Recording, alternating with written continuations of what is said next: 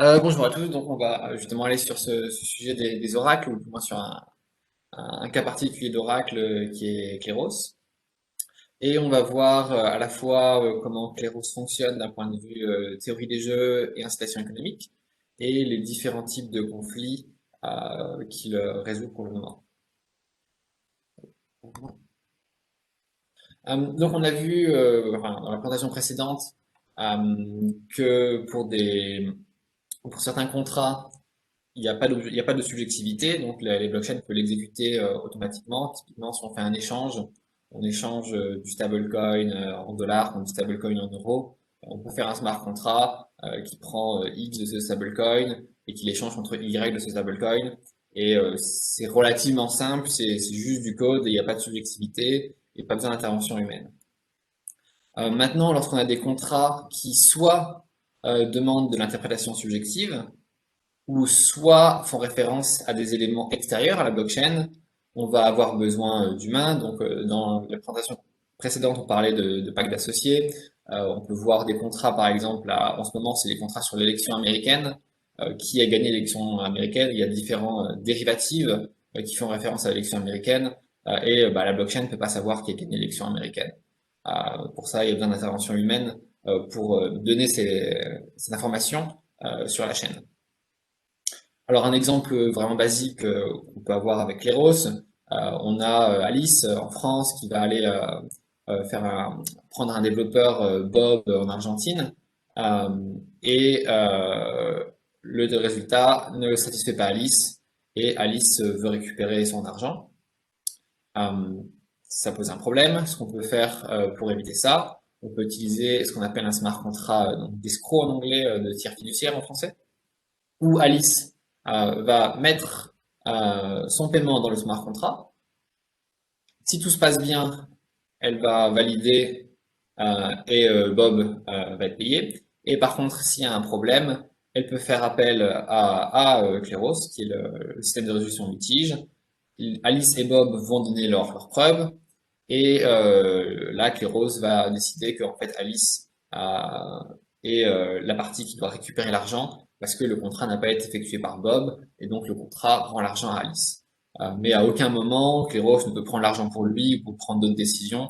Il peut juste trancher pour rendre les fonds vers Alice ou envoyer les fonds vers Bob. Kleros, c'est un système qui fonctionne avec du staking et du tirage aléatoire. Donc on a un jeton qui est le PNK et un PNK staké, c'est une chance de tirer au sort. On va tirer au sort quelques PNK et les personnes qui possèdent ces jetons vont être arbitres pour ce litige et ça fonctionne avec un système de redistribution. C'est-à-dire que ici, Bob a perdu le litige, donc il va perdre les frais d'arbitrage qu'il a dû payer pour commencer le litige. Et les arbitres qui ont voté pour rendre l'argent à Alice vont être payés des frais d'arbitrage, vont gagner un peu de jetons. Et Ignacy, qui est un arbitre qui a voté pour payer Bob, donc qui est incohérent par rapport aux autres arbitres, va perdre un peu de jetons.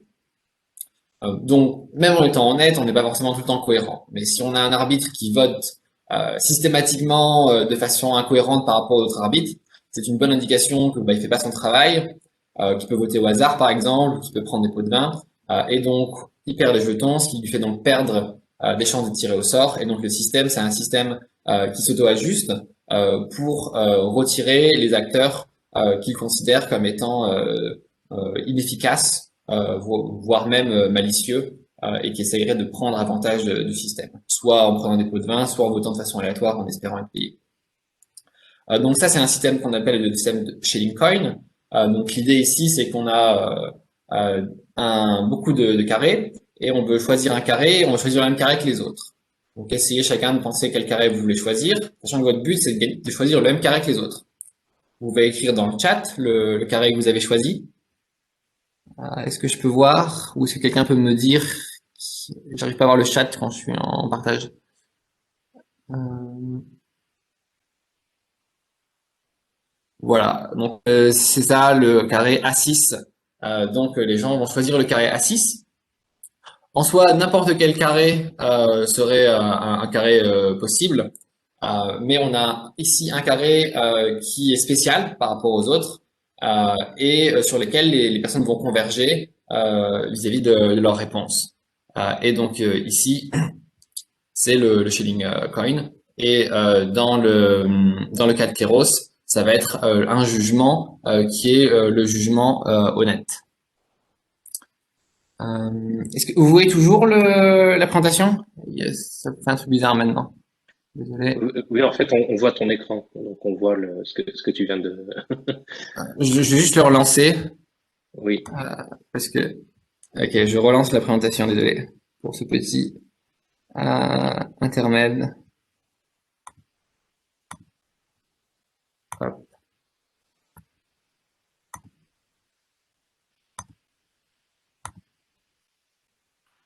voilà, on est reparti. Donc les utilisateurs qui essayent de game le système, donc qui essayent de profiter du système en moyenne, vont perdre de l'argent, et les utilisateurs qui sont des utilisateurs honnêtes, donc qui vont arbitrer comme il faut, vont en moyenne gagner de l'argent. Ce système, il est fait pour résister à un certain nombre d'attaques.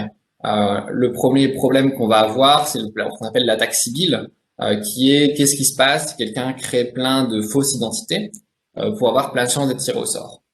Et donc c'est pour ça qu'on a un système de staking et qu'on ne donne pas une personne une chance d'être tiré au sort, parce que sinon quelqu'un pourrait créer plein de faux comptes pour se donner plein de chances d'être tiré au sort et donc contrôler la cour. À la place, on a un jeton et une chance d'être tiré au sort. Et donc si on veut essayer d'attaquer la cour, il faudrait avoir la majorité des jetons. Une des problématiques, c'est comment est-ce qu'on fait un système qui est scalable, tout en donnant la sécurité du système entier pour chaque litige. Parce que si on demande à tout le monde de voter pour chaque litige, le coût va être très très élevé et le système est inutilisable. Et si on prend un nombre seulement restreint d'arbitres, eh ben, ça va être relativement facile de donner des pots de vin, d'essayer de corrompre le jury, et on va avoir des résultats relativement aléatoires parce qu'on n'a pas la loi des grands nombres. Imaginons que 80% des gens pensent que c'est oui. Si on n'en prend que 3, il y a de décentes chances que ce soit non qui gagne, qui a la majorité. Par contre, si on en prend 100, on est quasiment certain que ça soit oui, le résultat majoritaire. Donc pour ça, on a un système d'appel où si une des parties n'est pas d'accord avec le résultat, elle peut, moyennant des frais d'arbitrage supplémentaires, faire appel à un nombre de plus en plus élevé d'arbitres jusqu'au point où le nombre d'arbitres est relativement élevé et il va matcher la population des arbitres générales. Les différentes attaques qu'on peut voir et pourquoi est-ce qu'on utilise spécifiquement un jeton. Donc la première, c'est qu'on appelle l'attaque de 51%, qui est bien connue dans les systèmes à la fois preuve de travail et à la fois les systèmes de staking. Si on avait utilisé un jeton classique qui n'était pas lié au système, quelqu'un pourrait acheter de grandes quantités d'Ether, les déposer, avoir de grandes chances d'être tiré au sort, plus de la moitié, et du fait attaquer le système. Si quelqu'un veut faire ça avec un jetons spécifique, on a la problématique qu'en essayant d'acheter 51% des jetons PNK, il va avoir le problème de ce qu'on appelle du slippage. Le token va prendre en valeur parce qu'il essaye de les acheter et il n'y a pas assez de tokens sur le marché. Tandis que si on était avec des Ethers, la quantité d'Ethers utilisés en Kleros serait relativement faible et l'impact sur le prix serait relativement faible parce que la majorité de l'écosystème Ethereum n'est pas lié à Keros. Maintenant, en supposant qu'on a quelqu'un qui a réussi à acheter 51% des jetons et qu'on a un système qui utilise de l'Ether ou n'importe quel jeton non lié à Kleros, on a l'attaque qui marche et l'attaquant ne perd pas grand-chose et contrôle le système parce qu'il a la majorité des jetons qui sont stakés. Maintenant, si on a un jeton spécifique, cet attaquant a effectivement 51% du système, mais le système du fait devient inutilisable puisque tout le monde sait que l'attaquant peut déterminer les résultats. Donc les gens arrêtent de l'utiliser. Donc il n'y a plus personne qui paye de frais d'arbitrage et donc il n'y a plus aucune raison d'avoir ces jetons PNK et donc le token perd de la valeur, voire même va vers zéro. Et donc l'attaqueur qui possède énormément de ces jetons perd énormément de capital. De plus, il est possible de faire ce qu'on appelle un fork, on en a parlé aussi précédemment, Si les arbitres ne sont pas d'accord avec ce qui se passe sur le Kairos principal, rien n'empêche juste de faire un fork. On copie les balances, on retire les balances de l'attaqueur et on fait un nouveau Kairos. Et donc on a un jeton qui permet d'augmenter le budget nécessaire pour faire les attaques, d'augmenter le coût des attaques et aussi d'avoir un moyen de sortir de ces attaques si jamais il arrivait. Et idéalement, parce que ça coûte cher, parce qu'on peut en sortir, l'attaqueur n'a pas d'intérêt à faire l'attaque en premier lieu et donc il n'y a pas d'attaque. Maintenant, on va voir plutôt les applications. Donc, Clairos, c'est vraiment une brique de résolution de litige qui est très généraliste. Et on va avoir trois grands types d'applications. On va avoir les applications qu'on va dire de curative registry, donc de listes, où on va avoir une liste, par exemple, une liste de jetons, une liste d'acteurs qui sont honnêtes, n'importe quelle liste qui doit être mise dans une blockchain, même pour des applications tierces. Là, par exemple, aujourd'hui, tout le monde parle de la façon dont on modère des plateformes. Par exemple, retirer certains posts, c'est une liste de posts qui ne satisfont pas les règles d'une plateforme. Donc ça, c'est un exemple de create a list. Les systèmes d'escroc, tiers fiduciaires, donc c'est ce qu'on voyait au début, c'est on a deux parties et les deux parties veulent toutes les deux récupérer l'argent qui est dans un smart contract. Et les systèmes d'oracle où la chaîne a besoin de récupérer les informations du monde extérieur. Le cas le plus emblématique qu'on a pu avoir, c'était le cas de l'élection américaine où on avait des personnes qui arguaient que Trump avait gagné ou qui arguaient que Biden avait gagné, ou voire même qui arguaient que le résultat était inconnu. Il y avait des quantités significatives de contrats dérivés qui reposaient là-dessus. Donc, par exemple, Clairos a pu donner un jugement sur ce cas, en l'occurrence que Biden avait gagné l'élection.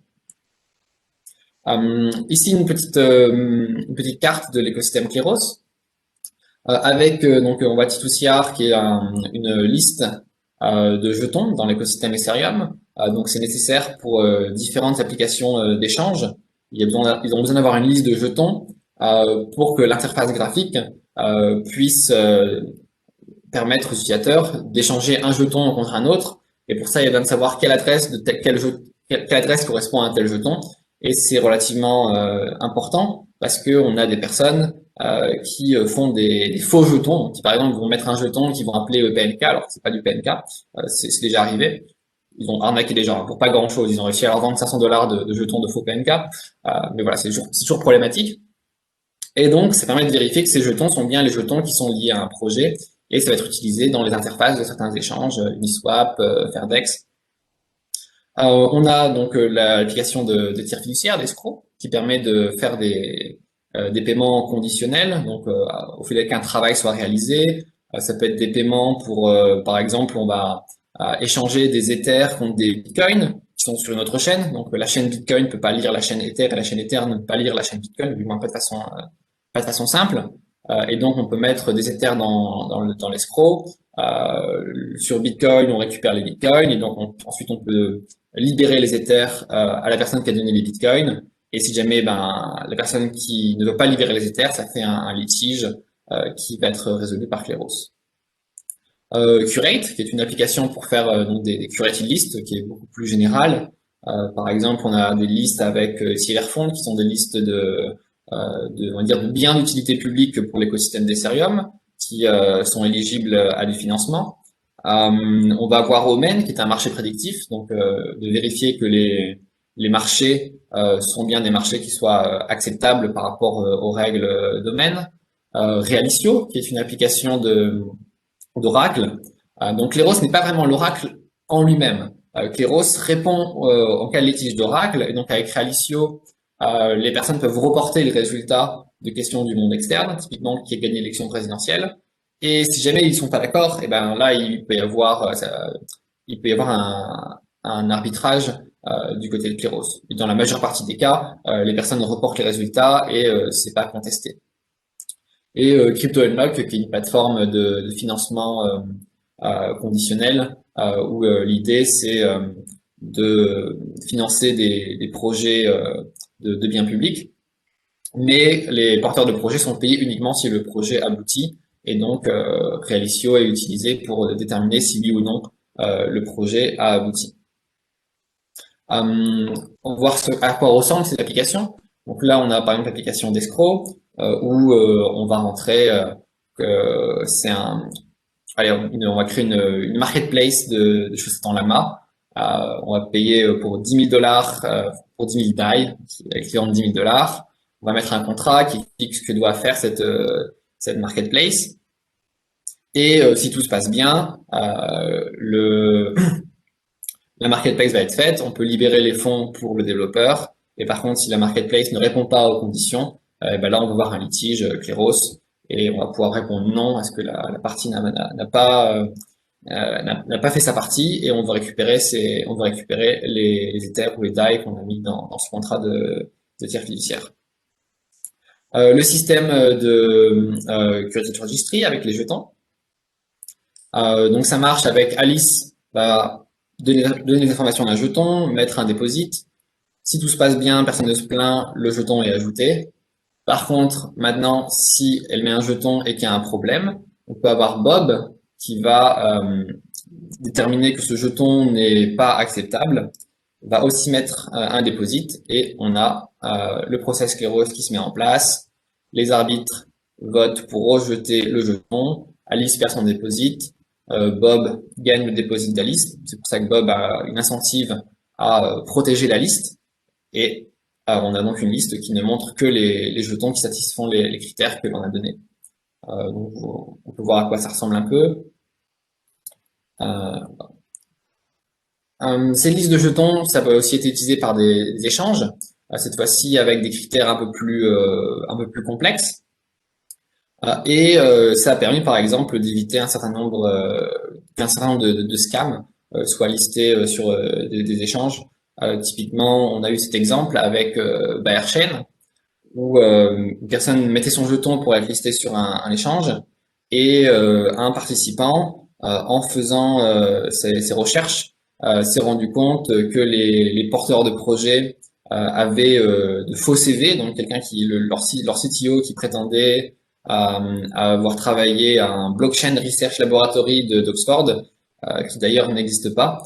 Et donc quelqu'un a contacté Oxford et reçu une lettre indiquant que non, cette personne n'existe pas, qu'elle n'a jamais eu aucun poste au sein d'un laboratoire d'Oxford, et ce qui a donc permis de rejeter ce jeton, car c'était effectivement un scam comme on a pu le voir dans le futur. D'autres éléments, voir que leur profil des médias sociaux sont faux. On voit que les personnes qui utilisent ce système font leurs recherches, et en particulier parce qu'il peut y avoir des déposits élevés et donc des incentives élevés à retirer des éléments de la liste si ces éléments n'y appartiennent pas. Le système d'Oracle, qui est utilisé donc par CryptoUnlock et par Omen. On peut voir ce marché le plus emblématique, qui a été le marché de l'élection américaine, et spécifiquement avec l'instabilité qu'on voit actuellement, un certain nombre d'acteurs qui prétendent que Trump a gagné l'élection ou que l'élection est indéterminée, parce que des gens n'acceptent pas le résultat de l'élection.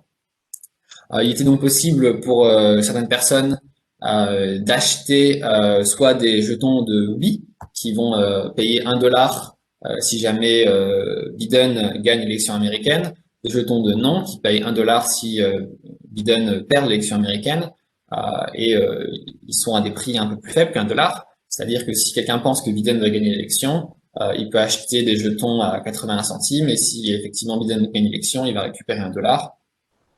Ça peut, en l'occurrence ici, c'est plutôt utilisé pour donner de l'information. Ça permet donc à savoir que à ce moment-là, le marché pensait que Biden avait 81% de chances de gagner l'élection. Ça peut aussi être utilisé pour l'assurance. Donc, on peut voir un marché similaire qui pourrait être est-ce qu'on va avoir un tremblement de terre avec la faille de San Andreas? Et dans ce cas-là, les gens peuvent acheter des jetons du oui à quelques centimes parce que c'est comme ça, s'il y a un tremblement de terre, effectivement, ils récupèrent l'équivalent d'une assurance en récupérant 1 dollar pour chacun des jetons tremblement de terre qu'ils auraient achetés. Et voilà, en l'occurrence, on a eu ce litige sur l'élection américaine avec des gens qui pensent que Trump a gagné, des gens qui pensent que Biden a gagné. Et on a eu donc un Cléros qui a résolu ce litige en validant que Biden avait gagné l'élection américaine, ce qui a pu permettre aux dérivatives sur eux-mêmes de se résoudre. Donc on a un projet qui a quand même qui a de 3 ans, c'est jeune à l'échelle, on va dire classique, mais pour un projet blockchain, on va être on va dire à terme moyen pour un projet blockchain, puisqu'on est sur vraiment des technologies très récentes. On a eu environ 4 millions de dollars qui sont allés dans des contrats liés à Kleros. Ça ne veut pas dire qu'il y a eu 4 millions de dollars dans les litiges, hein. La majorité des contrats se résolvent sans problème, sans litige. Mais même s'ils se résolvent sans litige, ça ne veut pas dire que Kleros ne sert à rien. C'est souvent le fait qu'il y ait la possibilité d'avoir un litige qui fait que les parties soient honnêtes en premier lieu et donc il n'y a pas besoin de litige. 483 cas qui ont été résolus. Je crois que maintenant on est dans les 500 et environ pour 160 000 dollars de frais d'arbitrage qui ont été payés pour environ 300 arbitres qui ont au moins eu un cas. Il y a plus que ça d'enregistrés, mais il y a pas mal d'arbitres qui ont des stakes qui sont faibles et donc qui n'ont pas encore eu la chance d'être tirés au sort dans un cas. Donc merci pour l'écoute. On va passer aux questions et discussions.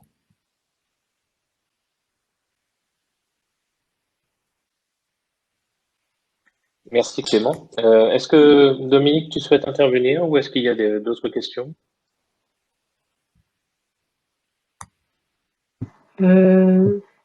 Non. Oui, je peux éventuellement commencer le débat. C'est juste, merci pour ton exposé, Clément, qui était vraiment intéressant. C'est juste une question de curiosité. Les jurés qui interviennent, on sait qui ils sont. Non, c'est un système de staking, donc n'importe qui peut posséder ces jetons peut staker ces jetons, donc les loquer dans un contrat. Et un jeton et une chance de tir au sort. Donc on tire au sort, par exemple 5 jetons, et les personnes qui possèdent ces jetons sont les personnes qui vont être arbitres. Et ce système est fait pour qu'on n'ait pas besoin d'identifier les arbitres, parce qu'on a des incentives économiques à bien se comporter. C'est-à-dire que si quelqu'un prend des pots de vin, vote au hasard, fait un peu n'importe quoi, il va tendre à être incohérent par rapport aux autres arbitres, et donc il va perdre ses jetons par le système de redistribution, et donc il va perdre ses chances de tirer au sort, et donc le système il s'auto-protège en retirant les chances de tir au sort aux parties qu'il considère comme n'agissant pas pour le bien du système. Donc en l'occurrence en étant incohérent avec les autres arbitres. Ok. Merci.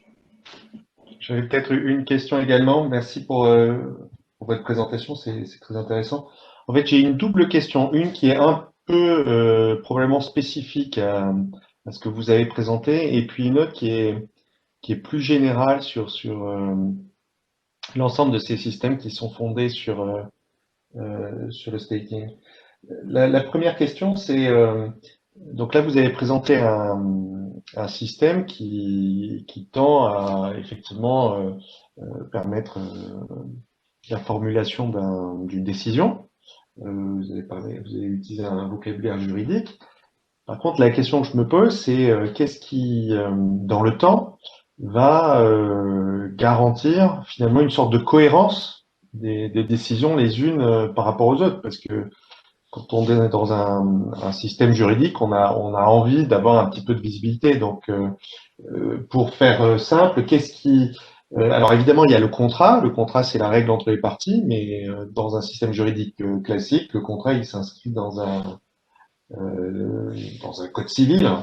Et puis même s'il n'y a pas de code civil, il s'inscrit, il y a une jurisprudence qui finit par donner des signes de ce qui est plus probable comme décision ou pas. Donc, est-ce que cette dimension-là, elle est prise? Et l'autre question qui est plus générale.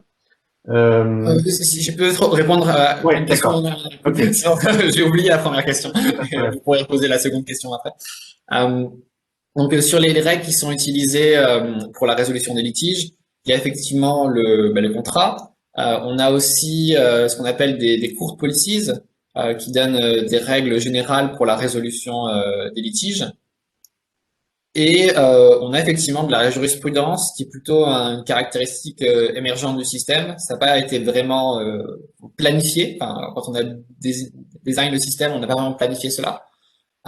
Mais on voit que souvent, les parties vont faire référence à des litiges antérieurs pour justifier leur position. D'accord, merci pour cette première réponse. Du coup, d'ailleurs, ça amène bien ma deuxième réponse.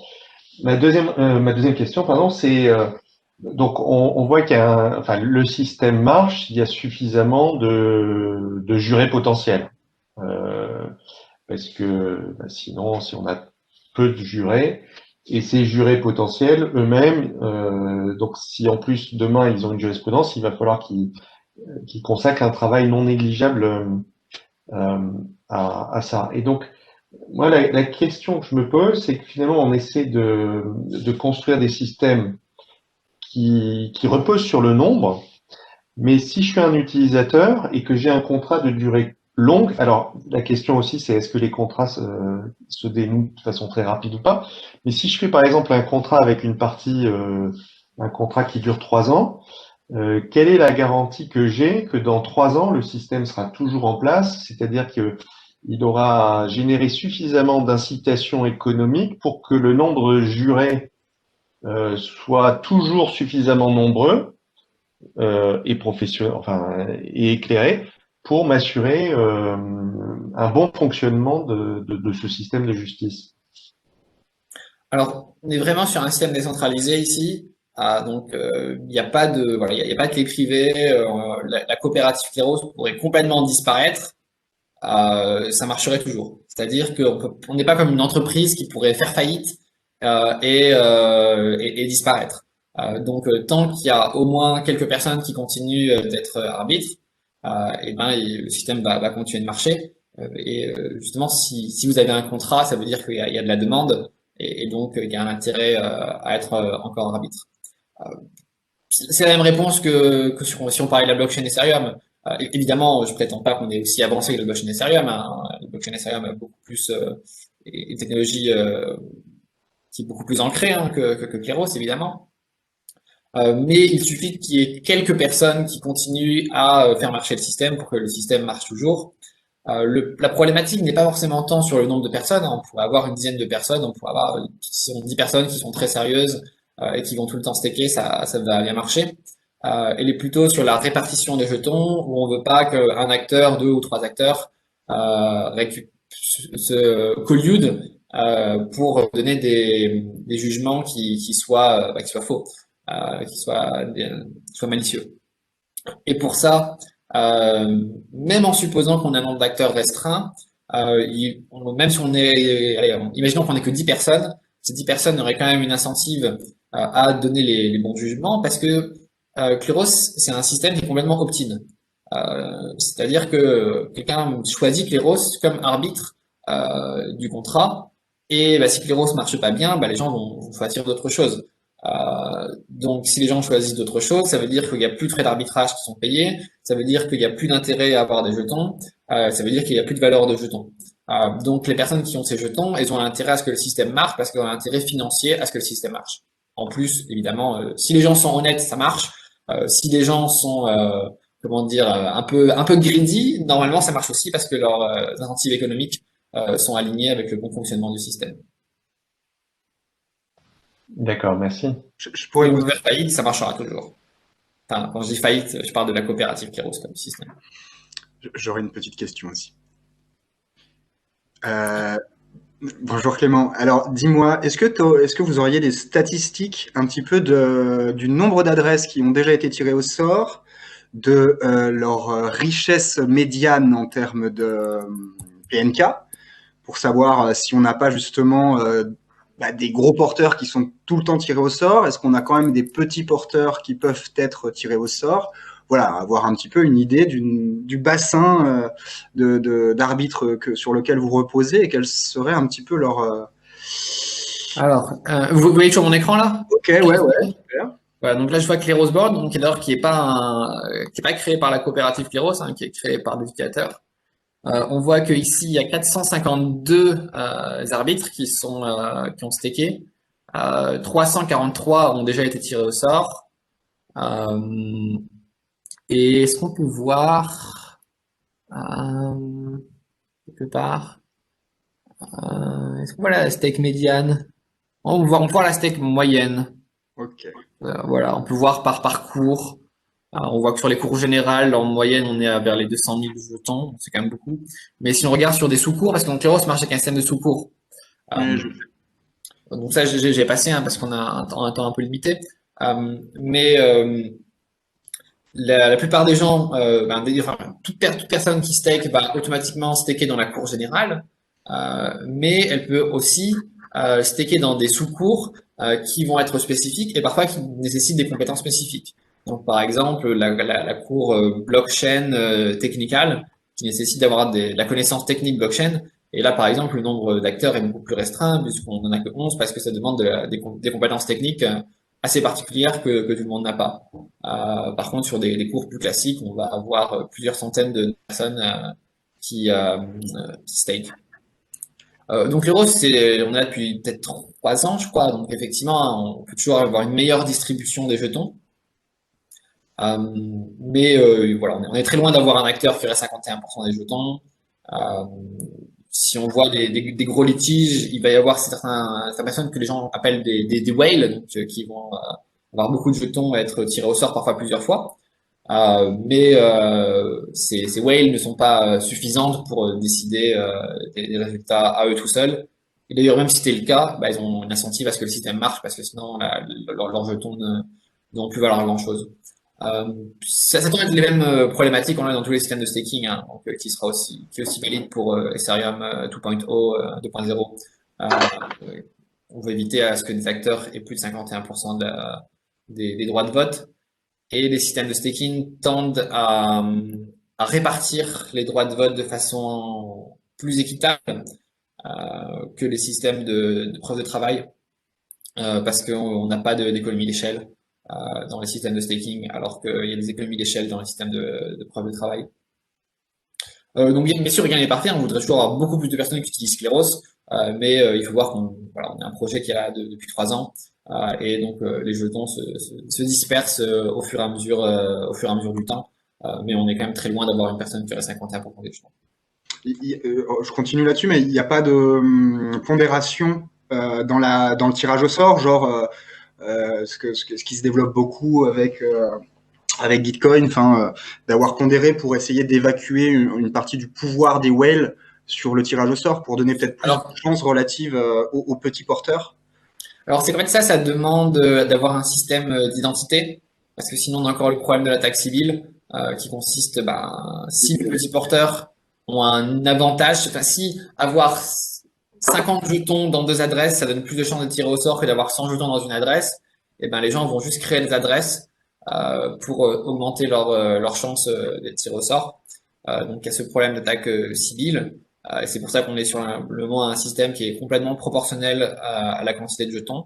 On pourrait, en supposant que le problème de l'identité, de l'unicité, on va dire, de l'unicité des participants soit réglé, avoir ce système de pondération. Mais pour l'instant, il n'y a pas la technologie qui est nécessaire, hein, qui est d'identifier qu'une adresse, de garantir qu'une personne ne peut avoir qu'une seule adresse validée. Il y a 2 questions dans le chat, Clément, je ne sais pas si tu les as vues. Alors, j'ai vu risque de panurgisme pour un juré, mieux veut voter comme il pense que la majorité le fera, quelle que soit la valeur du vote. Oui, mais c'est pas un problème. Parce que on veut que les résolutions des contrats soient relativement prévisibles. Et donc, si un juré pense que la majorité des gens pense que la façon honnête de résoudre le contrat, c'est A, c'est normal de voter A, parce que dans ce cas-là, on a des contrats avec des résultats prévisibles. Kleros, il est là pour donner de la prédictibilité, qui est par exemple, si Bob fait son travail, il va être payé. C'est pas un système qui est là pour, par exemple, dire oh Bob il a pas eu de chance, on va quand même le payer parce qu'il lui est arrivé, il a eu un problème familial et donc c'est pas gentil qu'il soit pas payé. Voilà. Ça, c'est pas le but de Keros. Keros, c'est vraiment pour renforcer des contrats qui sont le mieux déterminés possible. En l'occurrence, il y a une liste d'éléments qui doit être fait, qui doit être développé. Si c'est développé, il doit être payé. Si c'est pas développé, il doit pas être payé. Pour ça, on a des contrats qui sont prévisibles. C'est pour ça que les arbitres doivent voter comme ils pensent que la majorité va voter. Ça ne veut pas dire qu'il peut pas y avoir des évolutions. Donc là, je pense les questions vont être liées, je pense, au système de jury nullification qui existait, par exemple, aux États-Unis quand on avait des jurys qui votaient pour non coupables, alors que les gens étaient coupables, mais parce qu'ils n'étaient pas d'accord avec les lois. En l'occurrence, pour les gens qui étaient les esclaves et pour les gens qui produisaient de l'alcool, quand il y avait une partie significative de la population qui était anti-esclavagiste et qui était anti-prohibition. Donc Cléros, il n'y a pas ce système de juridification. Si on veut avoir des évolutions sociétales, ça va être fait au niveau des contrats, avoir des contrats avec des règles différentes, ou au niveau des court policies qui là n'ont pas de système de redistribution. Donc ça ne veut pas dire que ça évolue pas, ça veut dire que la façon d'évoluer, c'est pas avec un activisme des jurys qu'on fait évoluer les lois dans le système de Cléros. Enfin, quand je dis loi, c'est loi entre guillemets, hein. En créant des contrats avec des règles qui semblent plus justes pour les participants. Oui, tu réponds un petit peu en partie à la question qui précédait, à savoir que sur la problématique des jurés qui n'étaient pas des professionnels et qui donc risquaient de juger selon leurs convictions et non la technicité du droit des contrats. Généralement, je pense qu'on avait plus eu le problème inverse, je dirais, parce que justement ce système de devoir voter comme les autres, ça tend parfois à avoir des personnes qui vont plus lire, comment dire, la lettre du contrat que l'esprit. Donc c'est quelque chose au contraire, on met des règles pour dire qu'il faut regarder l'esprit du contrat et pas juste la lettre, parce qu'en fait, il est beaucoup plus facile de converger vers le résultat d'un contrat pris à la lettre que pris en l'esprit. Donc ça, je dirais plutôt ça comme un challenge, mais à l'opposé de ce que vous venez de dire, les systèmes de shading points ont plus un challenge de réussir à estimer l'esprit du contrat plutôt que la lettre du contrat, et la lettre du contrat où il est beaucoup plus facile de converger avec l'esprit du contrat. D'accord, entendu. Merci beaucoup Clément.